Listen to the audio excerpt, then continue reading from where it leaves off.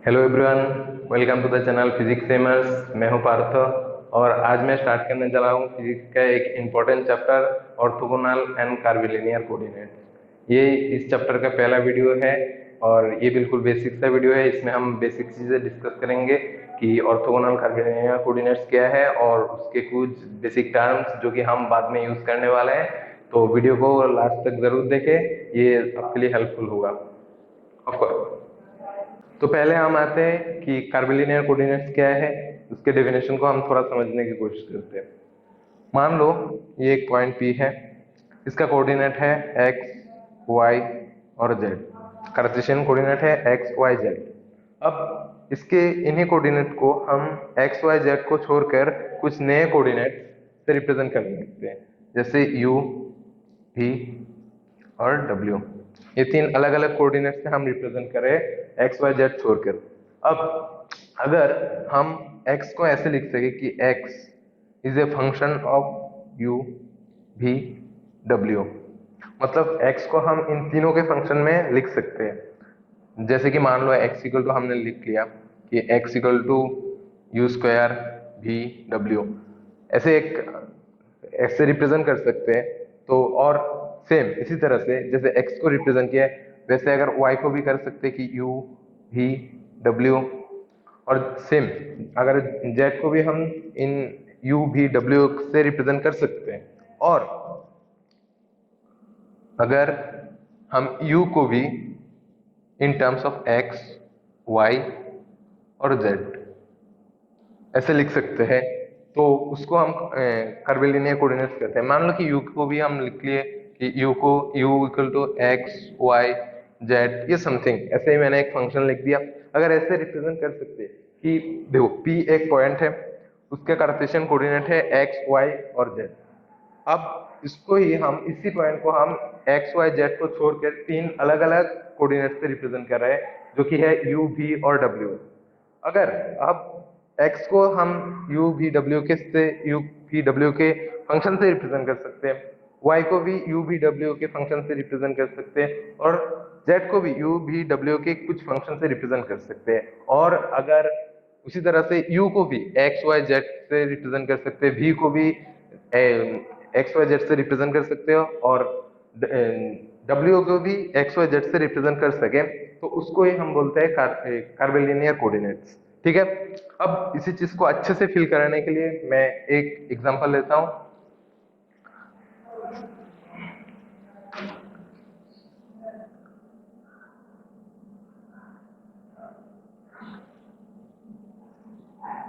ये एक x Y plane है, ठीक है। यहाँ पर एक पॉइंट है P। अब ये ओरिजिन है। अब हम इस ओरिजिन से अगर P पॉइंट तक अप्रोच करना चाहे, अगर इस ओरिजिन से P पॉइंट तक जाना चाहते हैं तो कैसे जाएंगे? पहले यहाँ तक, फिर यहाँ से यहाँ तक, ठीक है। ये डिस्टेंस x है और ये y है। तो P के कोऑर्डिनेट को हम कैसे रिप्रेजेंट करते हैं? x, y, ठीक है। अब इसी P पॉइंट के पोजीशन को हम x और y छोड़कर कुछ अलग कोऑर्डिनेट से रिप्रेजेंट करेंगे। मान लो तुम पहले इसको ऐसे ज्वाइन कर दो, ठीक है। ये डिस्टेंस हो गया r और ये जो एंगल बन रहा है इसको बोल दो थीटा, ठीक है। अब एक्चुअली यहाँ पर क्या होता है कि इस ओरिजिन को सेंटर मानकर एक सर्कल ड्रॉ करते हैं जो कि P पॉइंट से जाता है,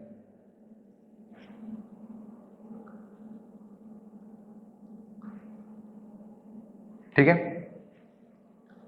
अब देखो ये जो डिस्टेंस है ये इस सर्कल के रेडियस के बराबर है और ये एंगल थीटा बन रहा है। अब तुम इस पॉइंट से इस पॉइंट तक जाने के लिए एक्स वाई छोड़कर और क्या रास्ता ले सकते हो? देखो ये तुम्हारा डायरेक्शन है। तुम पहले तो ऐसे एक एंगल मूव करोगे, फिर यहाँ से यहाँ तक जाओगे, ठीक है। पहले एक एंगल मूव किया थीटा, फिर डिस्टेंस गए आर। तो इसी पॉइंट को हम दो अलग अलग टर्म से लिख रहे हैं एक्स वाई छोड़कर, वो है आर और थीटा, ठीक है। पहले ये थीटा गए, फिर आर गए, फिर हम उसको आर और थीटा से रिप्रेजेंट कर रहे हैं। तो अब देखो इस ट्रायंगल को तुम अगर यहाँ पर ड्रॉ करो, इसी ट्रायंगल को ड्रॉ करो, ये क्या है? एक्स है, ये वाई है, ये आर है और ये क्या है? थीटा है, ठीक है। समझ में आ गया? ये थीटा है, ये एक्स है, ये वाई है, ये आर है। अब देखो X by R equal to क्या होता है? Cos theta. तो एक्स इक्वल टू क्या होगा? R cos theta. अब Y by R equal to क्या होगा? Sine theta. और वाई इक्वल टू क्या होगा? R sine theta. ठीक है। अब देखो आर इक्वल टू क्या लिख सकते हो? ये hypotenuse equal to R equal to क्या लिख सकते हो? R equal to root over of X square plus Y square, ऐसे लिख सकते हो। ठीक है।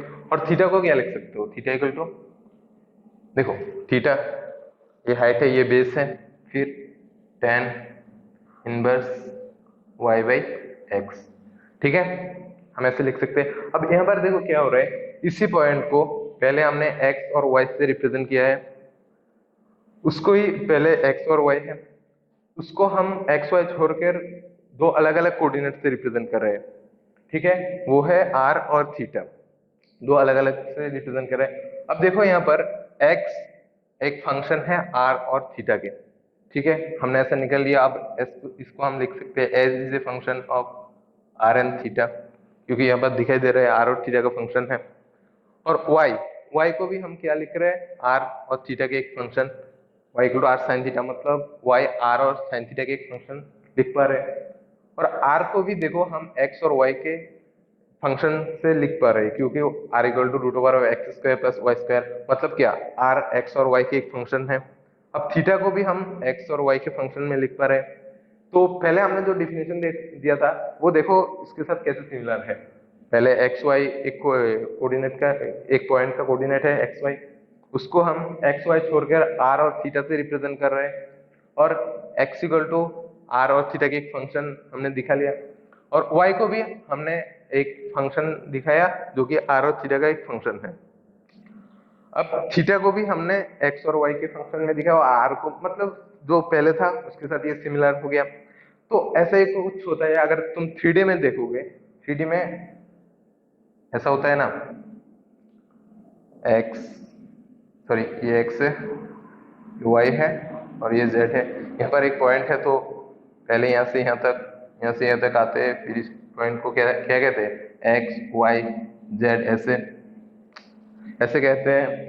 तो हम 3D में भी इसको एक्स और वाई और जेड को छोड़कर नए अलग अलग कोऑर्डिनेट से रिप्रेजेंट कर सकते हैं। तो इसको ये कहते हैं कर्विलिनियर कोऑर्डिनेट। तो हम इस चैप्टर में इनके बारे में पढ़ने वाले हैं कि ये कैसे रिप्रेजेंट करते हैं, क्या होता है, और कुछ ऐसे कोऑर्डिनेट के बारे में करेंगे कि कैसे कैसे रिप्रेजेंट करते हैं। अब एक चीज देखो,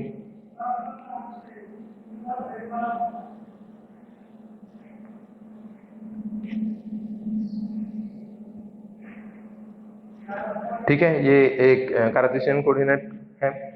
यहाँ पर देखो एक चीज समझने की कोशिश करो। मान लो एक पॉइंट का कोऑर्डिनेट है 2,3,4, ठीक है, इसका मतलब 2,3,4 है। अब देखो इसमें ये ओरिजिन है, मान लो कि ये पॉइंट कहीं यहाँ पर है, ऐसे ही मान लो कि ये पॉइंट यहाँ पर ही है। अब देखो जब ये पॉइंट एक्स एक्सिस के अलोंग आगे पीछे जाएगा, मान लो ये पॉइंट है, इसके एक्स एक्सिस के अलोंग आगे जाएगा, ये पीछे जाए, उसका एक्स का जो कोऑर्डिनेट है, एक्स का जो कोऑर्डिनेट है वो तो चेंज होगा, लेकिन वाई और जेड नहीं चेंज होगा। मान लो ये यहाँ पर क्या था? 2,3,4 एक्स में। अब एक्स एक्सिस के अलोंग अगर आगे आया तो इसका कोऑर्डिनेट मान लो 3 होगा, लेकिन वाई और जेड क्या होगा? सेम रहेगा।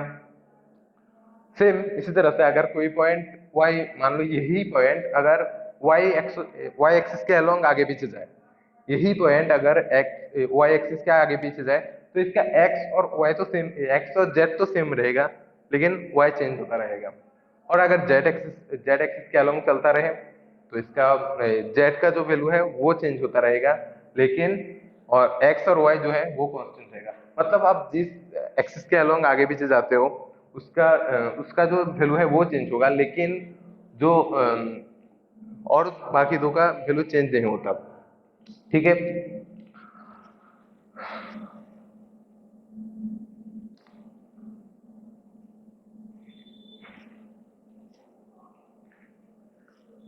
अब देखो,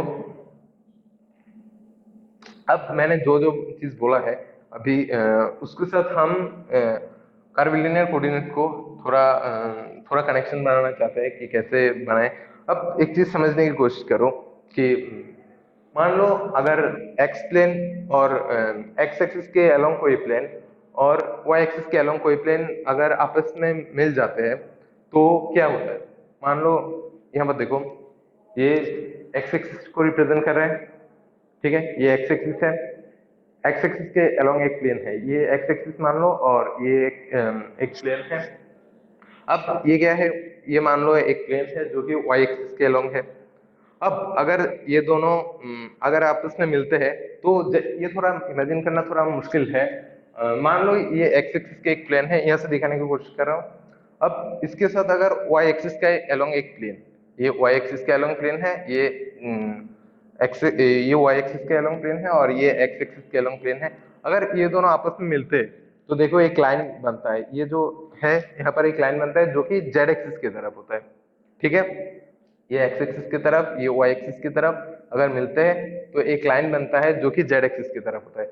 उसी तरह अगर जेड एक्सिस के अलोंग एक प्लेन और वाई एक्सिस के अलोंग एक प्लेन मिलते हैं तो जो लाइन आता है वो एक्स एक्सिस के अलोंग आता है। और अगर वाई एक्सिस के अलोंग और जेड एक्सिस के अलोंग कोई प्लेन मिलते हैं तो जो लाइन आता है वो इस तरफ एक्स की तरफ आता है। तो मतलब कि अगर एक्स एक्सिस के अलोंग कोई प्लेन और वाई एक्सिस के अलोंग कोई प्लेन मिलता है तो वो जेड एक्सिस की तरफ आता है। और अगर वाई एक्सिस की तरफ कोई प्लेन और जेड एक्सिस की तरफ कोई प्लेन आता है तो एक्स एक्सिस के अलोंग मिलते हैं, ठीक है। अब इसको हम कर्विलिनियर कोऑर्डिनेट में थोड़ा समझने की कोशिश करते हैं। मान लो ये एक पॉइंट है P, इसका कोऑर्डिनेट जो है हम U, V और W से रिप्रेजेंट कर रहे हैं, ठीक है। अब मान लो कि ये U कर्व है, ठीक है, ये V कर्व है और ये W कर्व है, ठीक है। अब देखो, जब मैंने कहा था कि तुम एक्स एक्सिस के अलोंग अगर चलना स्टार्ट किया तो जो y और z का वैल्यू है वो कांस्टेंट रहेगा, मतलब उसमें कोई चेंज नहीं आने वाला। लेकिन अगर तुम तो उसी तरह से अगर तुम u कर्व के अलोंग चलोगे तो क्या होगा, जो v है और जो w है उसका वैल्यू चेंज नहीं होगा, वो सेम ही रहेगा। तो u के अलोंग तुम अगर चले तो तुम क्या लिख सकते हो, यहाँ पर v इक्वल टू कॉन्स्टेंट और यहाँ पर w इक्वल टू कॉन्स्टेंट, ठीक है। क्योंकि तुम u के अलोंग चल रहे हो तो ऑब्वियसली v कांस्टेंट होगा और w कांस्टेंट होगा, जो कि हमने कार्टेशियन कोऑर्डिनेट में भी देखा था। अब तुम w के अलोंग चल रहे हो तो v तो कांस्टेंट है, ये हमने बताया। तो यहाँ पर w का अगर चले तो u भी कांस्टेंट होगा यहाँ पर, ठीक है। क्योंकि तुम w कर्व के अलोंग चल रहे हो तो v कांस्टेंट होगा और u कांस्टेंट होगा। अब तुम अगर v देखो, ये पहले ही आ गया, v कर्व के अलोंग चल रहे हो, मान लो ये v कर्व है, इसके अलोंग चल रहे हो तो u भी कांस्टेंट होगा और w भी कांस्टेंट होगा। अब मान लो इसको हमने कांस्टेंट 1, सॉरी इसको हमने कांस्टेंट 1 दे दिया, इसको कांस्टेंट 2 दे दिया और इसको कांस्टेंट 3 दे दिया, ठीक है। तो हम क्या लिख सकते हैं कि अगर u कर्व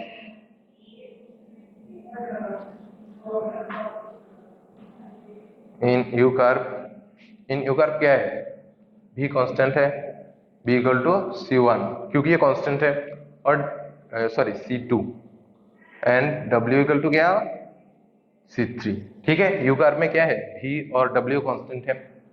और v कर्व में क्या लिख सकते हैं, u इक्वल टू कांस्टेंट और w इक्वल टू कांस्टेंट, ठीक है। और जब तुम w कर्व में जाओगे तो क्या होगा, u इक्वल टू कांस्टेंट और v इक्वल टू कांस्टेंट, ठीक है। अब ये चीज बुक में लिखा हुआ होता है, लेकिन इसका मतलब यही है कि तुम अगर u कर्व के अलोंग चलोगे तो v कांस्टेंट रहेगा। जैसे कि अगर हम x एक्सिस के अलोंग चलते हैं तो x कांस्टेंट, y और z कांस्टेंट रहता है। उसी तरह u के अगर अलोंग चलोगे तो v और w दोनों कांस्टेंट रहता है, और w के अलोंग चलोगे u और v कांस्टेंट रहता है, और अगर v के अलोंग चलोगे तो u और w कांस्टेंट रहता है, u और w कांस्टेंट रहता है अगर तुम v के अलोंग चलते हो, ठीक है। Of course.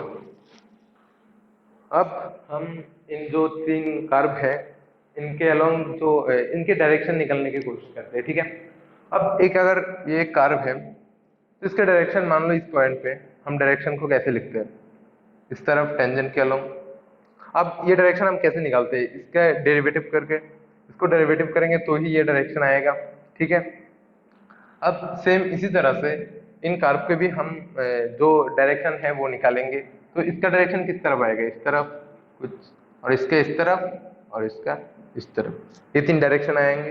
अब ये पी पॉइंट था जो था जो क्या, यू, ही और डब्ल्यू, ठीक है। अब इसकी जो पोजीशन है, ये पॉइंट है पी, अब इसको हम आर मान लेते हैं, जैसे हम कार्टेशियन में आर, एक्स, वाई, जेड ऐसे लिखते हैं। अब इसको हम आर, यू, भी और डब्ल्यू इनसे लिखेंगे हैं। तो अब हमें इसके यू कर्व के अलोंग जो डायरेक्शन है जो ये है इसको निकालना है, ठीक है। अब कैसे निकालेंगे, ऑब्वियसली डेरिवेटिव करके। तो आर, अब क्योंकि ये यू है, यू कर्व के अलोंग है, तो हम इसको यू के रिस्पेक्ट में डेरिवेटिव करेंगे, ठीक है, जो कि यू के यू कर्व के अलोंग है। अब भी कर्व के अलोंग क्या होगा, delta R Y delta B, और डब्ल्यू कर्व के अलोंग क्या होगा, delta R by delta W, ठीक है। क्योंकि डेरिवेटिव करने से इसका जो डायरेक्शन है वो निकल के आ रहा है, और वो पार्शियल डेरिवेटिव होगा क्योंकि यू के अलोंग कर रहे हैं, तो यू के रेस्पेक्ट में डेरिवेटिव जो कि पार्शियल डेरिवेटिव होता है, और इसको भी और इसको डब्ल्यू के डब्ल्यू से डेरिवेटिव। अब इसके यूनिट वेक्टर क्या होगा, अब यूनिट वेक्टर क्या होता है, मान लो ये एक वेक्टर है। अब इसके यूनिट वेक्टर हम कैसे निकालते हैं, ए बाई मॉड्यूलस ऑफ ए। तो इसके अलावा जो यूनिट वेक्टर है वो क्या होगा, सॉरी यहाँ पर वेक्टर साइन होगा, यहाँ पर वेक्टर साइन होगा, ठीक है। अब इसके अलावा अगर यूनिट वेक्टर निकलना चाहते हैं तो मान लो ये ई यू के अलावा निकलना चाहते हैं, इसको हम लिखते हैं ई यू से, और कैप होगा क्योंकि यूनिट वेक्टर में एक कैप लगाना होता है, जैसे आई कैप, जे कैप और के कैप लिखते हैं, तो यहाँ पर भी लिखना पड़ेगा। ये किसी बुक में टी यू भी लिख सकते हैं, T U, T B, T W, मैं ई से लिख रहा हूँ। तो यूनिट वेक्टर क्या होगा, इसका मैग्नीट्यूड जो है ये डायरेक्शन के अलोंग यूनिट वेक्टर है, ठीक है, डेल्टा यू डिवाइड बाय इसका मॉड्यूलस, ठीक है, ऐसे लिखते हैं। और सेम इसी तरह से आप डब ई भी को भी लिखे तो कैसे लिखते हैं, delta, sorry, delta R by delta V divide by delta R by delta B, ठीक है। और ई डब्ल्यू कैप को कैसे लिखेंगे, delta R by delta W divide by delta R by delta W, ठीक है। ये तीन क्या हो गया, इसके अलोंग यूनिट वेक्टर हो गया। देखो पहले ये कर्व है, कर्व के जो डायरेक्शन है वो हम निकालना चाहते हैं, तो डायरेक्शन कैसे निकाले, डेरिवेटिव करके, इसका पार्शियल डेरिवेटिव करने से इसका डायरेक्शन निकल के आता है। अब इसके अलावा यूनिट वेक्टर निकालने के लिए क्या करना पड़ता है, इसको हम इसके जो वेक्टर है उसको हम इसके मैग्नीट्यूड से डिवाइड करते हैं, तो ये आ गया इसका यूनिट वेक्टर भी आ गया, ठीक है। अब ये जो पार्ट है, ये जो पार्ट है delta R divide by delta U, इसको हम H1 लिखते हैं क्योंकि ये बाद में बहुत जगह पे काम आने वाला है, तो इसको हम डायरेक्ट H1 से वहां पर लिख लेंगे। और delta U by delta we को लिखते हैं H2, और delta R by delta W को लिखते हैं H3, ठीक है। Delta U by delta are, sorry ये मॉड्यूलस होगा, ये जो नीचे वाला मॉड्यूलस का फंक्शन है इसको हम H1, H2 और H3 से लिखते हैं, ठीक है। तो ई यू को कैसे लिख सकते हैं, E U cap equal to delta R divide by delta R delta U by H1, और उसी तरह से इनको भी लिख सकते हैं, मैं और नहीं लिख रहा हूँ तो समझ लेना, ठीक है, कि यू को हम ऐसे लिखते हैं, ठीक है। तो हमने इसके अलोंग यूनिट डायरेक्शन भी निकाल लिया, यूनिट वेक्टर भी निकाल लिया, और थोड़ा डिफिनेशन को भी हमने समझ लिया, ठीक है। अब आते हैं इसके जो डेल ऑपरेटर है उसमें, इसका डेल ऑपरेटर क्या होगा। ठीक है। इसका जो डेल ऑपरेटर है वो हम निकालने की थोड़ा कोशिश करते हैं। डेल ऑपरेटर हमें पता है, ये डेल, इसको हम नेबुला भी बोलते हैं। ठीक है। अब जो कार्टेशियन कोऑर्डिनेट में ये होता है, इसका वैल्यू क्या होता है, del del X I cap plus del del Y J cap plus del del Z K cap. ठीक है, ये कार्टेशियन कोऑर्डिनेट में हम ऐसे लिखते हैं। अब इसको हम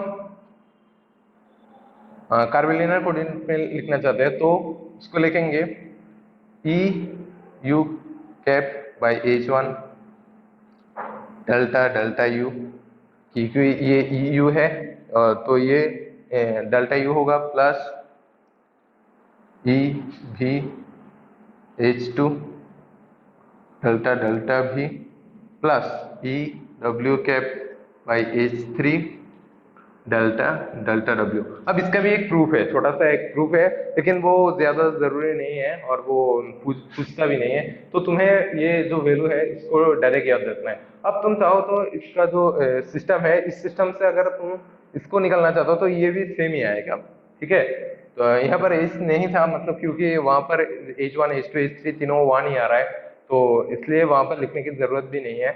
और ये ऐसे होता है, ये यू का पहले you cap by H1, you cap हमने निकाला था पहले, you cap sorry E U cap जो हमने पहले निकाला था वो, और H1 वो भी हमने निकाला, और डेल डेल यू जैसे हम वहां पर एक्स लिखते थे यहाँ पर यू लिखेंगे, और सेम उसके बाद आएगा ई भी कैप बाई H2 और डेल डेल भी, और यहाँ पर E W cap by H3 del del W.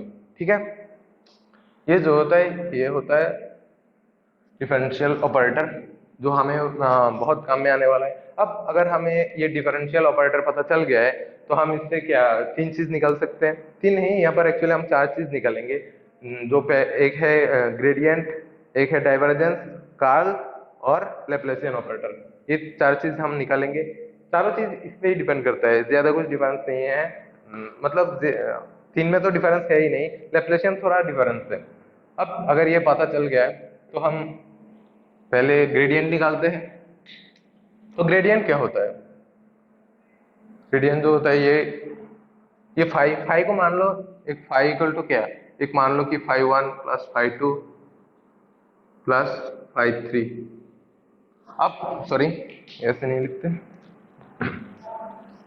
Five equal to φ1 E U cap plus φ2 E W cap plus φ3 E sorry ये भी होगा, इसको भी, और ये डब्ल्यू कैप। ठीक है, जैसे हम कार्टेशियन कोऑर्डिनेट में फाई आई कैप प्लस φ2 जे कैप प्लस φ3 के कैप लिखते हैं, तो यहाँ पर भी यूनिट वेक्टर से ऐसे ही लिखते हैं। ठीक है, उसके साथ तुम कंपेयर कर सकते हो, ये ऑलमोस्ट सेम ही है। मतलब वहां पर जो कार्टेशियन था वो यहाँ पर कर्वीलिनियर है, सिस्टम और प्रोसेस दोनों सेम ही है। तो इसको हम कैसे लिखेंगे, ये पहले हम इसके वैल्यू को पुट करते हैं यहाँ पर, जो क्या है E U cap by H1 del del U plus E V cap by H2 del del V plus ई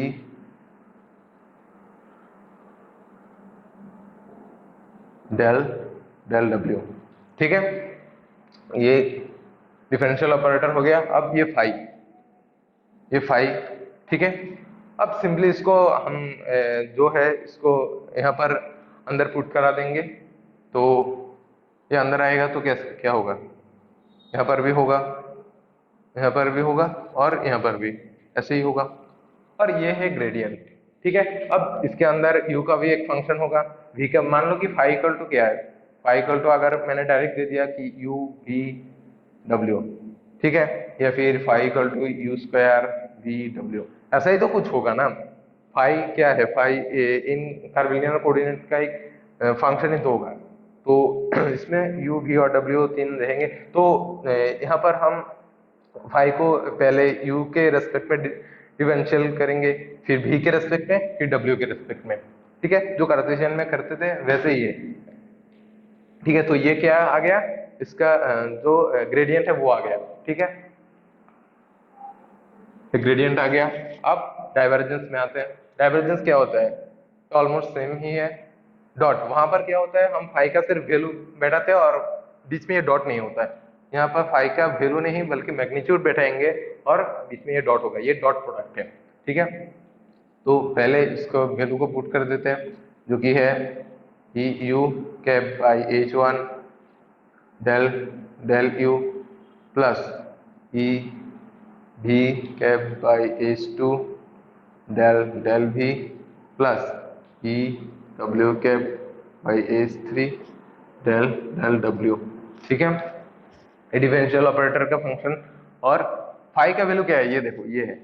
अब इसको बैठा दो, E U cap plus phi two E V cap plus phi three E W cap. ठीक है, अब देखो हम अब इसको डॉट प्रोडक्ट करेंगे, तो कार्टेशियन में क्या होता है, x dot X equal to 1, y dot X dot Y equal to 0।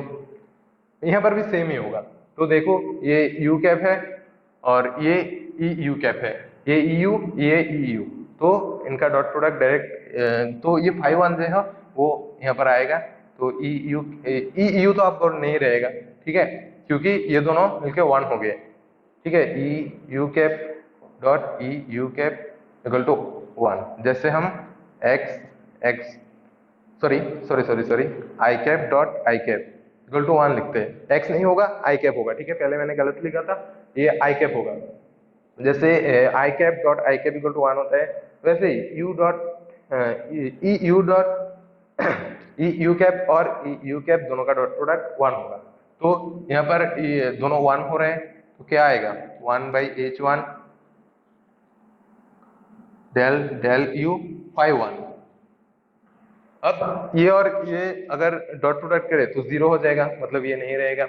Same इसी तरह से इसका और इसका डॉट प्रोडक्ट भी 0 आएगा। ठीक है, और अब इसके साथ इसका डॉट प्रोडक्ट 0 आएगा, इसके साथ इसका डॉट प्रोडक्ट जब करेंगे ये और ये मिलके 1 होगा। ठीक है, तो क्या रहेगा 1 by H one is to normal, ये नॉर्मल बस एक डॉट प्रोडक्ट ही है। जैसे हम I cap I cap dot I cap equal to 1 लिखते हैं, वैसे ही यहाँ पर बस इतना ही ख्याल रखना है कि U cap dot E U cap equal to 1। ठीक है, तो बस इसको ऐसे लिखते जाओ, तो क्या आएगा भी plus 1 by H three del del W. ठीक है, सॉरी यहाँ पर फाई 2 बैठेगा और यहाँ पर फाई 3 बैठेगा। ठीक है, ये आ गया इसका ग्रेडियंट। ठीक है, सॉरी डाइवर्जेंस, पहला वाला ग्रेडियंट था। ठीक है, ये डाइवर्जेंस आ गया। क्या किया हमने, बस इसका डॉट प्रोडक्ट निकाला। ये फाई का वैल्यू है, ये डिफरेंशियल ऑपरेटर ये है, इसके साथ इसका डॉट प्रोडक्ट किया तो ये आ गया। ठीक है, ये पूरा फॉर्म तो मैं रटने की जरूरत नहीं है, ये फॉर्म रटने की जरूरत नहीं है, बस फाई का जो वैल्यू देगा उसके साथ इसका डॉट प्रोडक्ट कर लोगे। बस तुम इस डिफरेंशियल ऑपरेटर का जो वैल्यू है इसको याद कर लो, इतना ही काफी है। ठीक है, अब उसके बाद क्या आता है, कार्ल। कार्ल में आते हैं, तो हम इसके साथ जो कार्टेशियन कोऑर्डिनेट है बहुत सिमिलर ही है। अगर तुम ठीक से पढ़ो तो सिमिलर वे से पढ़ सकते हो कि उसके साथ वहां पर ऐसा हो रहा है तो यहाँ पर क्या होगा, कुछ ऑलमोस्ट सिमिलर ही आता है। ठीक है, अब क्या निकाल लेंगे, कार्ल। ठीक है, तो अब हम देखते हैं कि कार्ल कैसे निकालते हैं। ठीक है, कार्ल। ठीक है, कार्ल कैसे निकालते हैं, तो कार्ल क्या है, मान लो कि हमें पूछा कि कार्ल ए। ठीक है, कार्ल ए को कैसे लिखते हैं, del operator cross product A. ठीक है, ऐसे लिखते हैं। तो हमारे पास ये डेल ऑपरेटर क्या है, जो डेल ऑपरेटर है वो है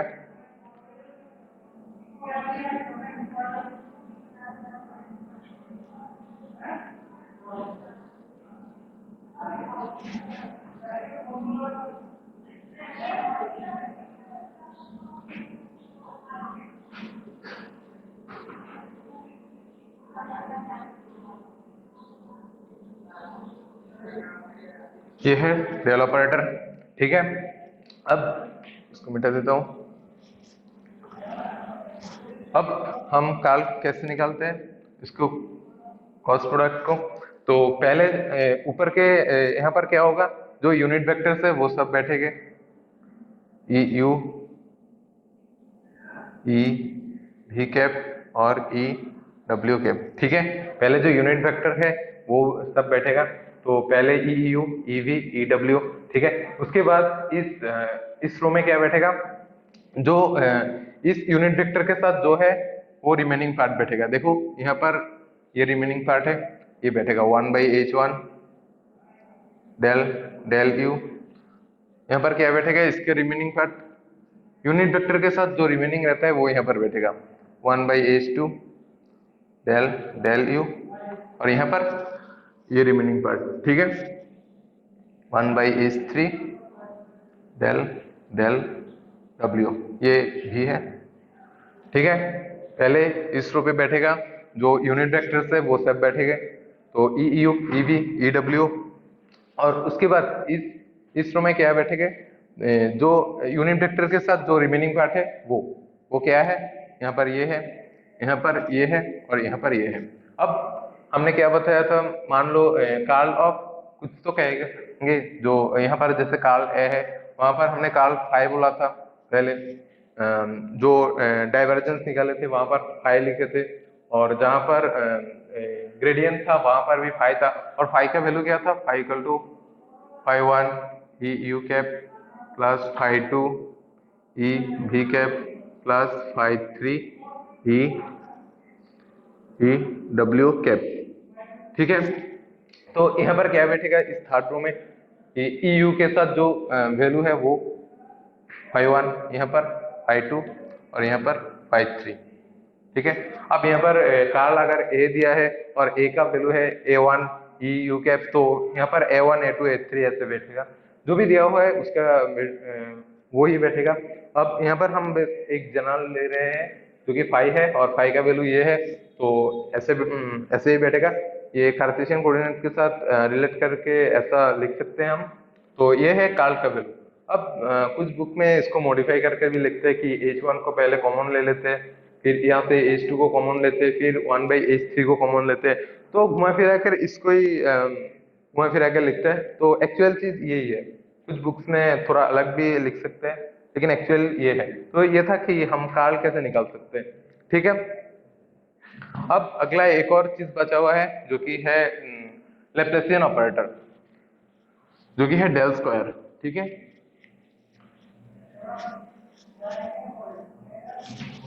काल गया, अब लैप्लासियन ऑपरेटर।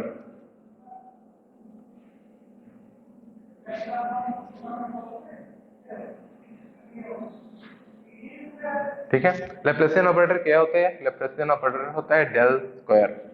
ठीक है, डेल वेक्टर नहीं होगा क्योंकि डेल स्क्वायर इक्वल टू हम क्या लिखते हैं, ये डेल है डॉट ये डेल है, इसको ये हम लिखते हैं डेल स्क्वायर, जो कि है लैप्लासियन ऑपरेटर। ठीक है, अब इसको कैसे निकालते हैं, देखो डेल जो था हमारा वैल्यू, उसको ही तुम बस डॉट प्रोडक्ट करोगे, तो डेल का वैल्यू क्या था, डेल का वैल्यू था ई यू। ये याद हो जाना चाहिए क्योंकि ये काफी जगह में बाद में काम आने वाला है। 1/h1 del del U plus E V cap h2 del del v plus E W cap h3 del del w।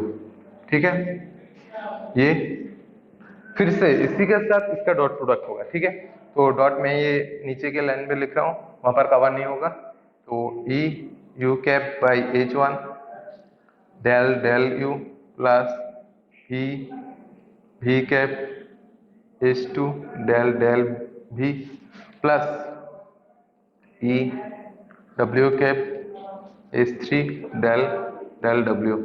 ठीक है, ये होगा लैप्लासियन ऑपरेटर जो कि डेल स्क्वायर है, डेल डॉट डेल। अब देखो यहाँ पर क्या आ रहा है, मैंने बोला था कि जैसे I dot I equal to 1 होता है और I dot J equal to 0 होता है, तो वैसे ही E U cap dot E U cap equal to 1 होगा और ई यू कैप और ई भी कैप इक्वल टू 0 होगा, वैसे ही सेम। तो इसको अगर हम डॉट प्रोडक्ट करेंगे तो क्या आएगा, ई यू डॉट ई यू 1 आएगा, और यहाँ पर देखो H1 स्क्वायर, और ये क्या आएगा, del two del U square, ठीक है, दो बार है ना, तो ऐसा ही आएगा। फिर इसके साथ इसका जीरो होगा, इसके साथ इसका भी जीरो होगा, और फिर इसके साथ इसका भी जीरो होगा, इसके साथ क्या रहेगा, ये ई बी कैप और ई बी कैप 1 होगा, फिर H2 square 1 by H2 square, simple dot product ही है बस, डेल भी स्क्वायर, उसके बाद क्या आएगा, इसके साथ ये बचेगा बस 1 by H3 square del two del W square, ठीक है, बस सिंपल एक डॉट प्रोडक्ट ही है, इससे सिवा और कुछ नहीं है, ठीक है। अब यहाँ पर 1 बाई एच यही है डेल ऑपरेटर का वैल्यू। अब इसको थोड़ा मॉडिफाई करके लिखते हैं कि 1 by H1 H2 H3 common ले लेते हैं, 1 by H1 H2 H3 common ले लेते हैं, फिर यहाँ पर क्या रहेगा, यहाँ पर H1 H2 और H3 ऊपर आएगा, H2 H3, और नीचे एक H1 रहेगा, del square del U2 sorry del two del U square, plus यहाँ पर क्या, बस H1 H3 by H2 del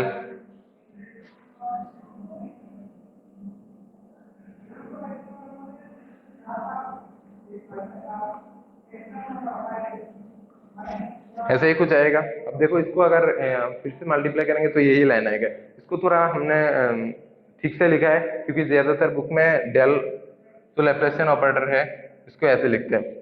अब इसका यहाँ पर ज्यादा यूज नहीं है, इसका सबसे ज्यादा यूज होगा जब तुम इलेक्ट्रोस्टैटिक्स करोगे, वहां पर इसका बहुत ज्यादा यूज है, तो ये याद होना चाहिए, तो ये याद होना चाहिए हमें। बस अगर तुम ये सब याद ना भी रख सको तो चलेगा, बस ये चीज याद रहना चाहिए कि डेल ऑपरेटर जो है उसका वैल्यू क्या है, वही मेन चीज है। डेल ऑपरेटर जो है ये डेल है, इसका जो वैल्यू है वो याद रख लो, बस सब हो जाएगा। E U cap H1 del del U plus E V cap H2 del del W plus E W cap H3 del sorry ये B होगा, सॉरी ये W, ठीक है। ये डेल ऑपरेटर जो है इसको याद रख लो, बस सब हो जाएगा, क्योंकि उसके बाद तो सब निकाल ही सकते हैं, बस ये याद होना चाहिए। और हमने देख लिया कि H1 क्या है, H1 equal to modulus of del del R by del U, ठीक है। ये R क्या है, जो कि ओवरऑल जो कोऑर्डिनेट दिया हुआ होगा उसका पार्शियल डेरिवेटिव होगा U से, तो H1 आएगा, और H2 जो कि पहले बता चुका है, मैं पहले ही बता दिया हूं कि ये सब क्या है, और H3 क्या है, डेल डेल W, ठीक है। ये V होगा, मैं बार बार U लिख रहा हूँ, सॉरी। हाँ, तो ये H1 H2 H3 है, और ये सब यूनिट वेक्टर्स है, बस इसको बस याद कर लो, सब खत्म, बस यही चीज याद हो जाना चाहिए, ठीक है। इतने में ही काफी होता है। तो इतना ही था इस बेसिक लेक्चर में, इससे ज्यादा और कुछ नहीं है। अब ये सब कहाँ यूज होते हैं, ये हम अगले जब स्फेरिकल पोलर कोऑर्डिनेट और हेलिकल पोलर कोऑर्डिनेट पढ़ेंगे, वहां पर अच्छे से समझ पाएंगे, जब तब देखेंगे कि इनको कैसे यूज करते हैं, इनके एप्लीकेशन क्या है। तो यहाँ तक ही था, तो थैंक यू।